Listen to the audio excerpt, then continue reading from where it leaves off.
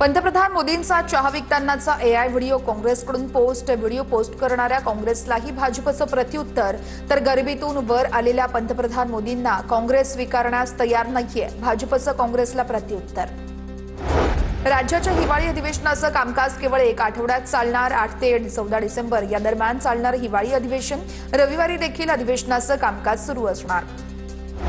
काही ठिकाणी आरक्षण मर्यादा ओलांडल्यानं जिल्हा परिषद निवडणुका 2 टप्प्यात होण्याची शक्यता। 17 जिल्हा परिषदांमध्ये आरक्षणाची मर्यादा ओलांडली।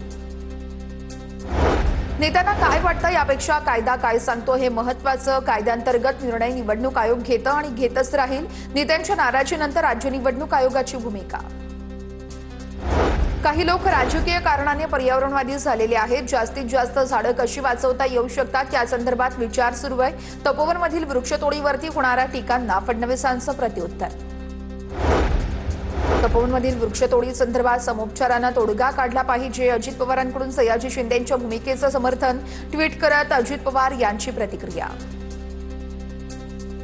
तपोवनातील वृक्ष पुनरोपणासाठी 1.5 कोटींच्या यंत्र खरेदीचा घाट। यंत्र खरेदीसाठी पालिका प्रशासनाकडून प्रस्ताव तयार केल्याची माहिती। वृक्षतोडीला विरोध असताना पालिकेकडून यंत्र खरेदीची तयारी, तर वृक्षतोडीला पर्यावरण प्रेमींचा विरोध अद्यापही कायम।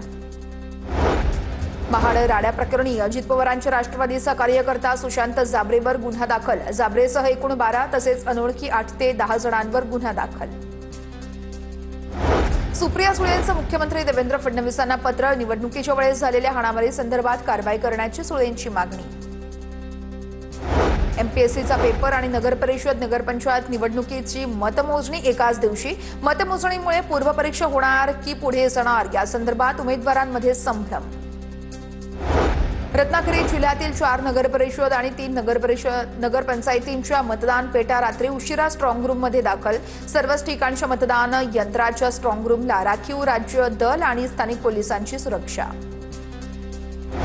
शरद पवार अध्यक्ष असणाऱ्या वसंतदादा शुगर इन्स्टिट्यूटच्या चौकशीसाठी समिती स्थापन। साखर आयुक्त डॉक्टर संजय कोलतेंच्या अध्यक्षतेखाली समिती स्थापन। 5 सदस्यीय समिती 60 दिवसात राज्य सरकारला अहवाल सादर करणार।